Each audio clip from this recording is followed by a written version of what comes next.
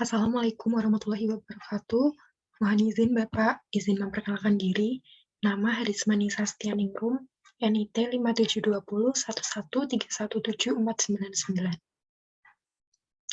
Kelas KLK 2A nomor presensi 8. Mohon izin Bapak, pada kesempatan kali ini, saya akan menjelaskan tentang tugas pokok dan fungsi instansi Bea Cukai, Imigrasi, dan Syah Bandar menurut Undang-Undang.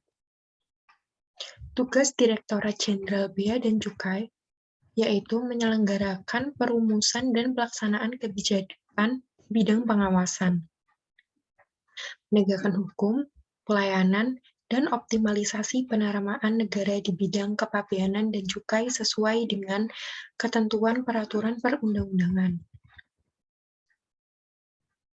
Fungsi yang pertama adalah perumusan kebijakan di bidang penegakan hukum, pelayanan dan pengawasan, optimalisasi penerimaan negara di bidang kepabeanan dan cukai. Fungsi yang kedua, pelaksanaan kebijakan di bidang pengawasan, penegakan hukum, pelayanan, dan optimalisasi penerimaan negara di bidang kepabeanan dan cukai. Fungsi yang ketiga, penyusunan norma, standar, prosedur, dan kriteria di bidang pengawasan, penegakan hukum, pelayanan, dan optimalisasi penerimaan negara di bidang kepabeanan dan cukai.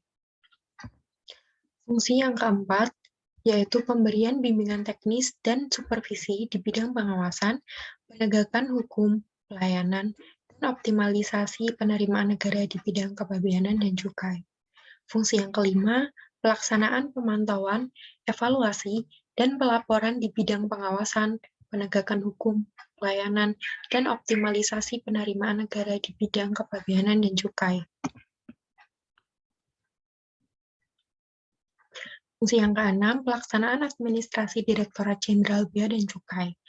Serta yang terakhir adalah pelaksanaan fungsi lain yang diberikan oleh Menteri Keuangan. Dan yang kedua, imigrasi. Tugas pokok dan fungsi imigrasi dikenal juga dengan trifungsi imigrasi. Trifungsi imigrasi ini meliputi yang pertama, pengaturan tentang berbagai hal mengenai lalu lintas orang keluar, masuk, dan tinggal dari dan ke dalam wilayah negara Republik Indonesia. Yang kedua, pengaturan tentang berbagai hal mengenai pengawasan orang asing di wilayah Republik Indonesia. Yang ketiga, pemeriksaan dokumen perjalanan, baik negara yang ditinggalkan, negara yang dikunjungi, maupun negara yang dilalui.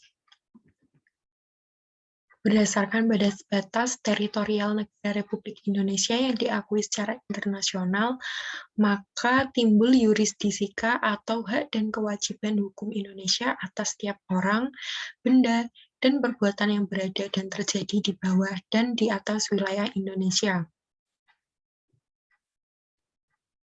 Oleh karena itu, fungsi keimigrasian dapat berada di darat, laut, dan udara wilayah Indonesia.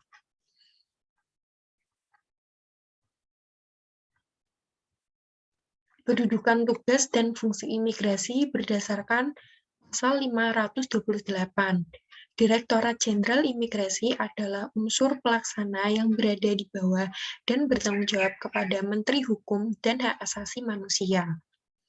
Yang kedua, Direktorat Jenderal Imigrasi dipimpin oleh seorang Direktur Jenderal.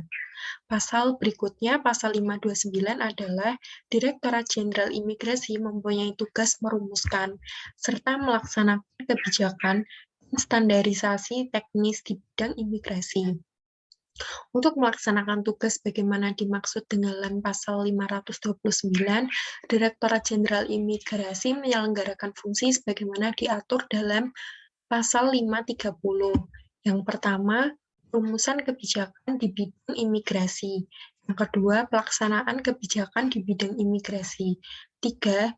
Penyusunan norma, standar, prosedur, dan kriteria di bidang imigrasi. 4.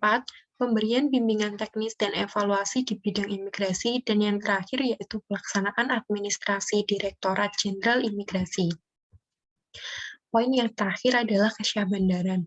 KSOP mempunyai tugas melaksanakan pengawasan dan penegakan hukum di bidang keselamatan dan keamanan pelayaran, koordinasi kegiatan pemerintahan di pelabuhan, serta pengaturan pengendalian dan pengawasan kegiatan kepelabuhanan pada pelabuhan yang diusahakan secara komersil.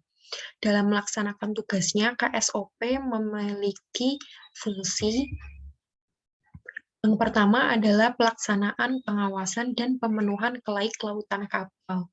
Kemudian pelaksanaan pemeriksaan manajemen keselamatan kapal.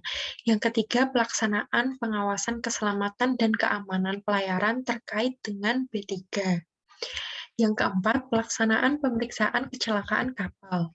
Yang kelima, pelaksanaan koordinasi kegiatan pemerintahan di pelabuhan yang terkait dengan pelaksanaan pengawasan dan penegakan hukum di bidang keselamatan dan keamanan pelayaran.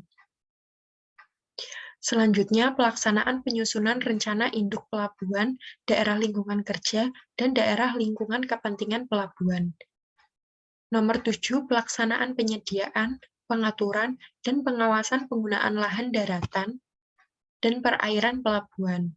Yang kedelapan, pelaksanaan penjaminan dan pemeliharaan kelestarian lingkungan di pelabuhan. 9. Pelaksanaan pengaturan lalu lintas kapal keluar masuk pelabuhan melalui pemanduan kapal. 10. Penyiapan bahan penetapan dan evaluasi standar kinerja operasional pelayanan terhadap kepelabuhan. Dan yang terakhir adalah pelaksanaan urusan keuangan, kepegawaian umum, hukum dan hubungan masyarakat, serta pelaporan. Demikian yang dapat saya jelaskan, kurang lebihnya mohon maaf. Terima kasih. Wassalamualaikum warahmatullahi wabarakatuh.